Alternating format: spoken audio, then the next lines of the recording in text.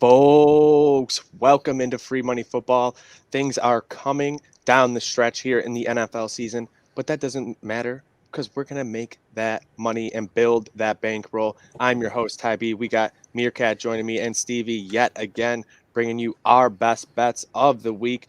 And this is a week we've been talking about early here, amongst ourselves before the show started. We hate our picks. Maybe we should be in the loony bin after the day. But Stevie, how you feeling? Is it a gut day? Is it Oh, a trend day? What is it? I don't know what kind of day it is, Ty. I'm having the same type of day my laptop's having right now. I've gotten the low battery warning about 8 times. It's been plugged in. I've tried to switch the battery, so I don't even know if I'm going to make it through this entire show. We'll see. But it's my type of day betting wise is the same as how my laptop's doing. It's just going to be a mess today. I hated the slate at the start of the week. I hate the slate even more today. But you know what? We're coming off a great week 13. So we got to keep giving the people what the people want. We got to give them that free money, build the bankroll while the NFL's going to get the bankroll built up for the college football season that looms coming next week. I'm excited. I hate these picks. They're gross. They make me sick to my stomach. But you know what? Those are the best picks of them all. And I just can't wait to hear your guys' picks too, because I know you're in the same boat I am. Absolutely, MereKat. I know you're not really feeling all of them either. You're, kind of scratching and clawing to put them together. But is the money there, or is Vegas going to be smacking the public around yet again? So I think this is a great week to fade the public. Public's been struggling the past few weeks, but yeah, you guys hit all the points. This board doesn't make the board not gross. There's so many big numbers on this board, so many stinky little trap kind of lines where they haven't moved throughout the week, and you're like, what's going on? Like Dallas, Washington, one of those, and it's just you don't feel great. And I know we all had great weeks last week. If I had went 4-1, I needed that. And it's just like coming off a big week, and then you go into a board like this, it scares you. Like we're teasing numbers today. We're doing parlays. We got props. We got a little, insurance on some of these plays coming up. Absolutely. So MereKat, I'll get it started with one play I actually like and probably doesn't sound insane to anyone here. I'm going with Dallas, Washington over 48. Washington hasn't been putting up a ton of points offensively, but we've seen Dallas can get gashed, especially through the air. So I wouldn't be surprised about that. But I'm really keying in on this. There's the four starting defensive ends for the Washington football team are all out this week. I think Dallas is going to have no problem getting up and down the field all day. I'm hoping for a big Dak Prescott day, and if that's the case, they're going to put up 35 points on their own. And as long as they do that, I'm assuming we're going to get at least 2 touchdowns or so out of Washington playing in, a gutty, play from behind type performance. Taylor Heineke tries to keep him in everything at least. So I think we're going to get that over 48. The line was at 50 at points this week, so getting it at 48, I feel like is a steal. Plus, Dallas brought their own team benches. They're going to be nice and warm, nice and comfortable. Jerry Jones being the absolute shrew that he is. I love it, MereKat. Where's your first play headed? First play, I got to go Homer, get it off right, rip the Band-Aid off right away. Going with a 6-point same game teaser here. It's the Bills plus 10 and the Bills Bucks over 47. Yeah, I'm taking a total.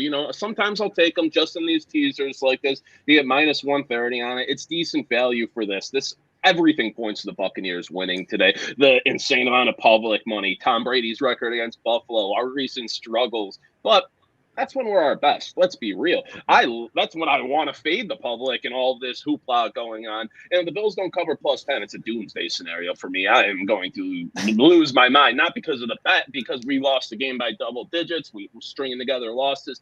I'm going to start to lose hope. But today, I believe Tampa's defense is built on their front seven. So as long as our offensive line can hold up, let Josh Allen cook. He's got good weather. He's got a chip on his shoulder, and he's going against the Tampa secondary. That's just not that good. Nothing really impresses you. It's not that they're awful, but they're on like their 8th and 9th cornerbacks. I mean, yeah, one exactly. of their Those guys coming in back, and out, constantly injured, lots of stuff going on, and they're not that great to start with. So it's just like, okay, this is this let Josh Allen cook type of game. Everybody's calling for it. It's set up to be that, and that's why I like the over too. Just the matchups in this one. The Bucks are going to score points. The Bills without Trey White against that Bucks receiving core and Tom Brady. Bucks are scoring points. I like the Bills to score points. Both these offenses have high ceilings today. I think the Bills have a chance to win, but plus 10, they don't cover that, I'll lose my mind. Yeah, Stevie, do you have any plays on this game? Eventually. Okay, I'll well, eventually have a play in that game. let's talk about We'll the game a little bit here because I got another play on yeah. it. So we might as well talk about the game in All full right, now. I'll give my play after that. I'll give my play Yeah, after. yeah. So I'm looking at it, Bill's perspective here going against that secondary. They are a heavy zone defense. Tampa 2. That's what they're known for, MereKat. So what do you do to break a zone? Cole freaking Beasley, over 4.5 receptions all day, free money. Hammer that. And then Okay. 4.5. I'm looking at That's low. I'm looking at an escalator here. Over 99.5 yards, plus 880. That shit is cash money. I think Cole Beasley might end up with double-digit catches the same way Chris Godwin did a week. Was it last week? Just unbelievable. I think he's going to get force-fed. We've seen it many times when Josh does it. Using the quick pass is the perfect way when you don't have a running game. It basically substitutes for it. And that's exactly what you have to do in this game. So I love Cole Beasley in this matchup going up against that banged up secondary. You're telling me that, you're playing your 6, 7 string cornerbacks, and then who's your nickel guy? Who's going to come in the slot and try and cover Cole Beasley on top of trying to cover Diggs and Gabriel Davis and Emmanuel Sanders and Dawson Knox? That's not happening. Cole Beasley is going to get open and have a big day, I think, boys. I like that. Cole's got to get fed at some point. I mean, he's kept his head down after all those outbursts. A slot receiver in the league. Yeah, he's still an incredible talent, and he's not causing any problems and hasn't caused an issue for the team recently at all that we know of. It's just like he's too talented not to be being used in this offense right now. He's a good weapon, and it's a great situation for him today, especially with people kind of calling for it.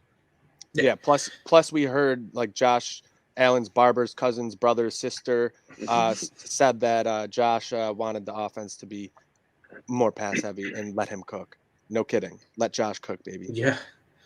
Which I'm fine with, and that's why I like it's a homer pick. It's like MereKat, but I'm taking the Bills plus 3.5. I want to take them the money line too, and the reason this sometimes, guys, you just got to throw all the numbers out the door. It was my dad's birthday yesterday. Happy birthday, Dad! His name is Steve. Happy birthday, Steve! Don't start with the Steve. Don't start with the Steve Jr. Don't start with Steve Jr. We got different middle names. I don't want to hear it. I don't want to have the same inside joke that my friends have been using from home for years. But happy birthday to my dad here. One of the biggest sports fans I know. He's the reason I got into sports. He's the reason I got into all the stats, looking into them as a little kid. We used to sit downstairs in the man cave in the basement, watch the games all the time. I know he's going to be sitting down in the basement, sipping on his bourbon today. Let's root for a Bills win. Let's root for a big Bills cover. It's the Bills versus Brady. My dad's hated Brady his entire life, and he's loved the Bills. He's been the biggest diehard Bills fan, and I feel bad, because I, as you can see here, didn't really choose the Bills when I was a little kid. But happy birthday to him. Bills plus 3.5.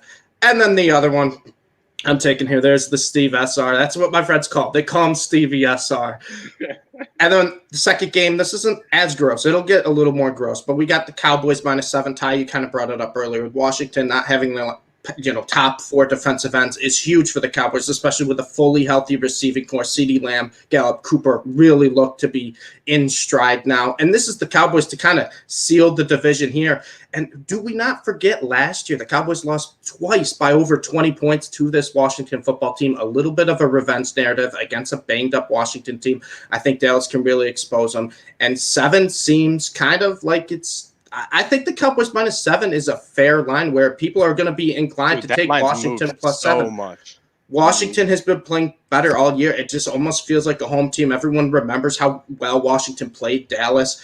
And to seal the deal on it, one of my friends who's a huge Cowboys fan texted me this morning. First text I read when I woke up, he goes, Washington spread. Like he wants me to put in Washington spread for him. So give me Dallas all day on that. When the Cowboys fans aren't on the Cowboys, I'm on the Cowboys. Cowboys -7, Bills plus 3.5. And, maybe sprinkle a little Bills money line for my dad. Happy birthday.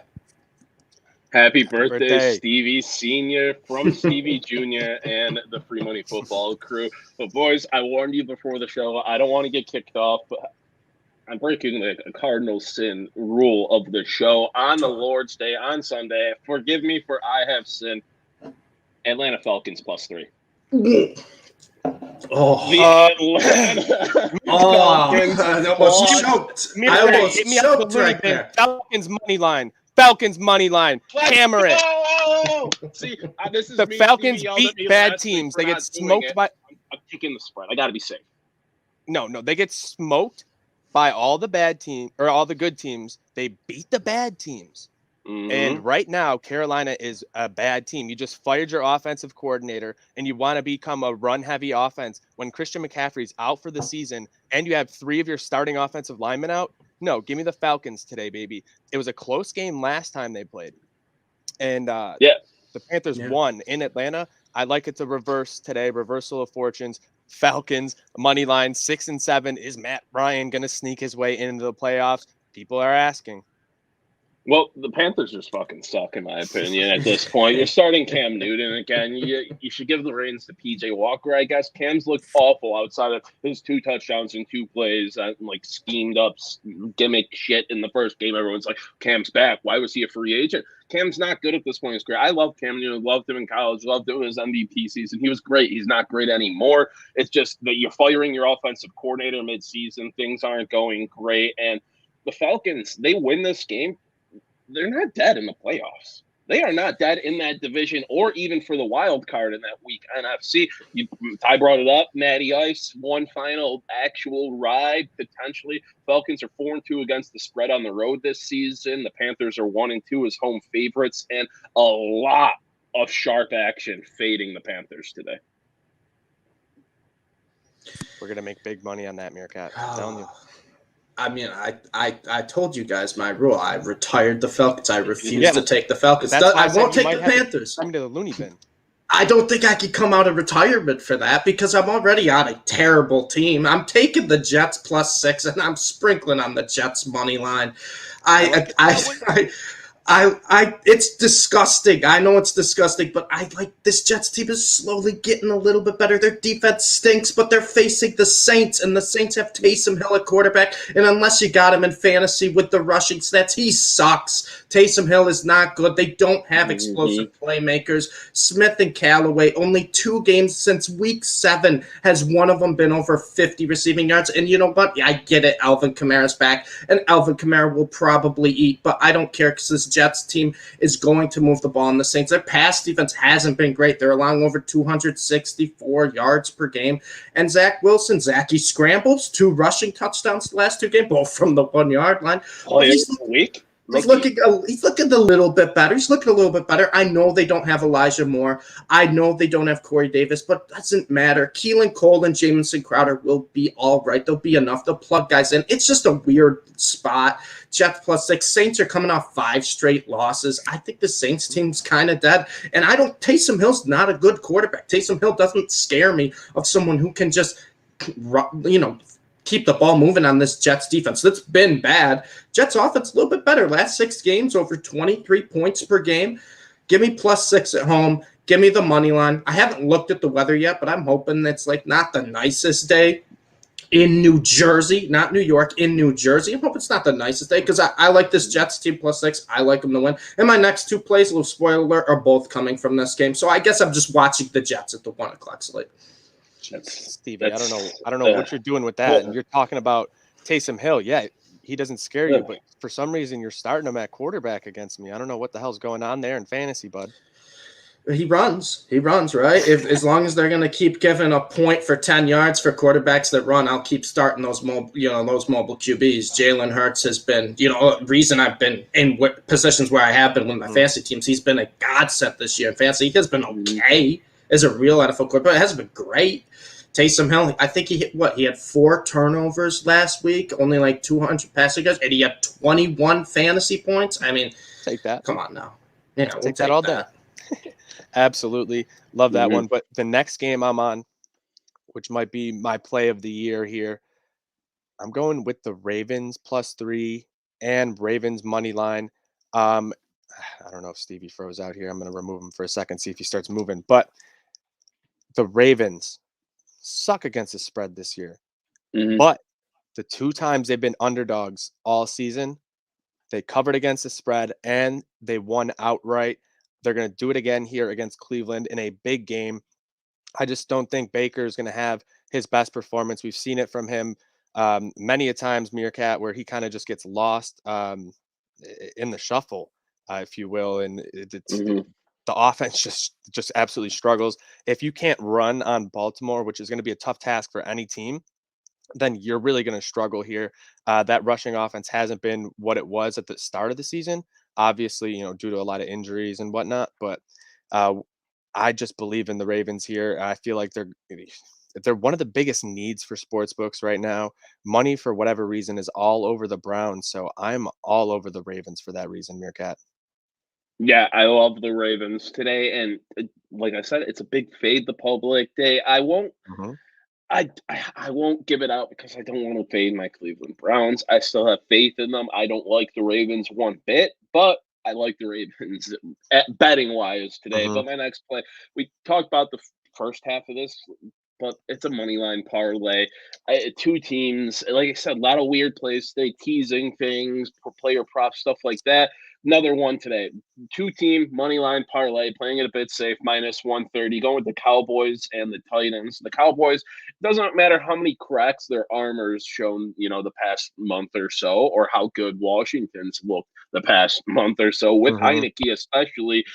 This line just reeks to me. We talked about it earlier. The Cowboys, I feel like, should be bigger favorites in this. Well, you have everybody taking Washington, it seems like, and the Cowboys are 5-1 against the spread on the road this season. 2-0 as road favorites, but Washington just 2-4 against the spread at home. So Cowboys money line, I like. I don't hate their spread, but I just got to buy myself that bit of insurance. And then with the Titans, they suck, and I hate them. But I got to take them here because you're getting Julio back. You're getting a bit healthier, and you just need a W. After two losses, this is a must-win game for them, and the Jaguars suck. You got more drama going on with them, more calamity. Urban Meyer's telling all of his assistant coaches, the guys he hired, that they fucking suck. No, Urban, you're just horny and you suck and you want to go back to college so badly. I feel like we might get an Urban fake injury today, honestly. We might get like a fake heart attack or something like midway Ah, through my the first back. quarter. Yeah, he's just going to collapse, but he's going to Coach be K, fine back like injury. 10 minutes later, miraculously. And he's going to be like, I need to step down from the Jaguars. Some random guy we never heard of is going to step up. He's going to leave the NFL, and he's going to, I don't know where he goes, but he's going somewhere. He wants out so badly. I can't see, I hate the Titans, and I think they suck. But I can't see them losing this game today. So Cowboys, Titans, money line parlay, good value at minus 120. Yeah, I mean, We got to be back. I'm back. I don't know how long I'll be here for because my laptop is just having its own mind right now. I'll give my last two plays from the same Jets game. It's just two player props I absolutely love for the opportunity. First, it's Alvin Kamara over 34.5 receiving yards. I don't care about the narrative. Taysom Hill's not going to dump it off. Alvin Kamara is the only weapon they really have on this team. Traquan Swift and Marquez Callaway haven't done anything. Deontay Harris is out now. I don't really care about the Saints' other weapons. Kamara's going to get his. In the last 4 weeks before Kamara got hurt, he was averaging over 62 receiving yards per game.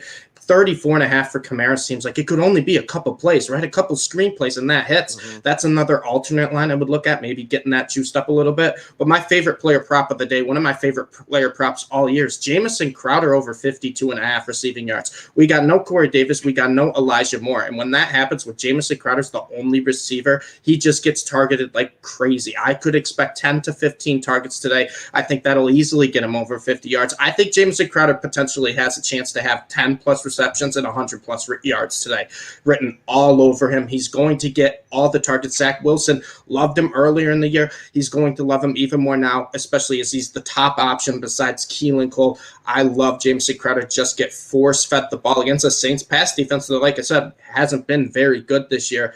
Give me Jamison Crowder over 52.5, and you know what? Why not look at what those alternate lines are? Because I think he's in for a monster game. Great DFS play as well. Love both of them. 3 plays in the early game for Jets Saints. I'm going to sit down and watch probably the worst game on the 1 p.m. slate. I can't wait. I can't wait. It's just disgusting, dude. I hate that. I hate that for you. I hate that for this show. But I am rooting for you, and I'm going to follow your wide receiver prop up with a kind of a gross one, with another kind of gross wide receiver prop that I actually love. And I've been doing good on props this year overall. Last week we had Jamal Williams in like the last year in the second quarter, last week, and I think we hit them all. Play of the year. So I'm feeling hot right now, and I'm putting my money on a Texans wide receiver, boys, with Davis Mills. Ooh. And his name's not Brandon Cooks. It's Ooh. Nico Collins. Oh. Okay, yeah. 22.5 receiving yards today. This one's simple for me. And Nico Collins, I'll admit, I got some bias. He's a guy I love. I'm a big draft guy. You guys know that.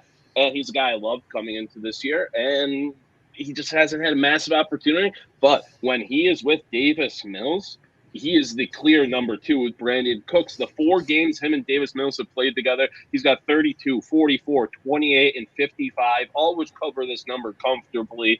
And, obviously the Texans want to pass more. If they're making the switch to Davis Mills, they want to get that pass game going. Brandon Cooks early in the season was a monster, and Nico with Mills has been good. So it's just such a low number. I like it. In Seattle, worst secondary in the NFL. They're allowing over 275 yards a game right now through the air. They're just not good. It's such a low number, and I just like Nico Collins, boys. I like this prop a lot. It's probably my most confident play of the day, which means fade it. Real quick, any of you guys thinking Texans plus 10 is too many points?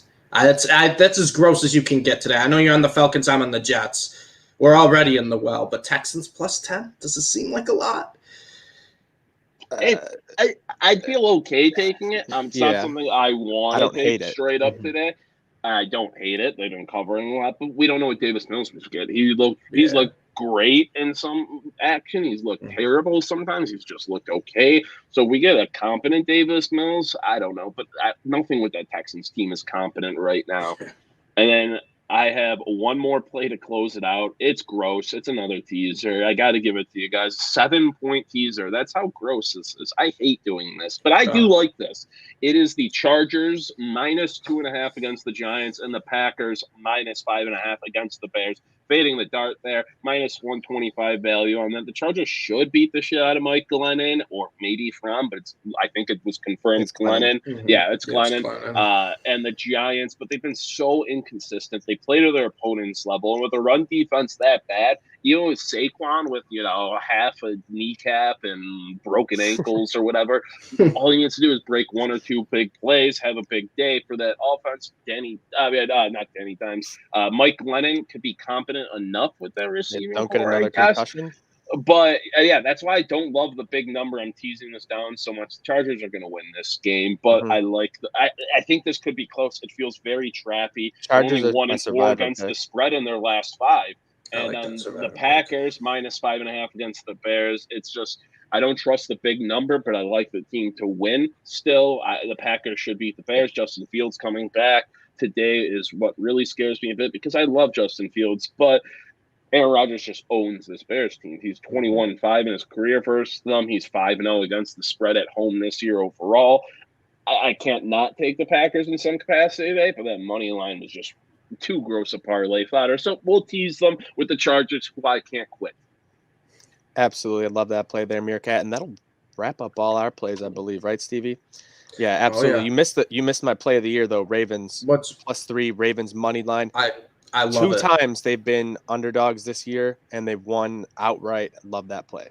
I love that play a lot, too. Ravens, I didn't take as one of my 5, but Ravens is one of my Super 7 picks. Spoiler alert, MereKat. But, yeah, I like the Ravens a lot today. I just think the Ravens are that type of team that just can dominate the Browns. I think they'll run the ball all over them.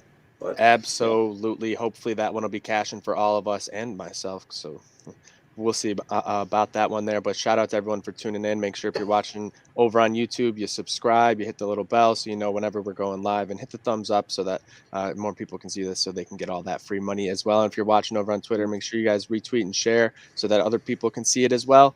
Easiest way to help us out. And make sure you follow @Degenerate Zone for more content. The dart, like MereKat said, on the Bears today, great video. Make sure you guys watch that. And the dart's like 20, it's like 45 wins above 500, I believe, when I was looking earlier. Just absolutely unbelievable. Creeping back up to 20 units again. Sir. Yeah, hopefully. We had a nice little DDZ yesterday too. Slick gave out some picks.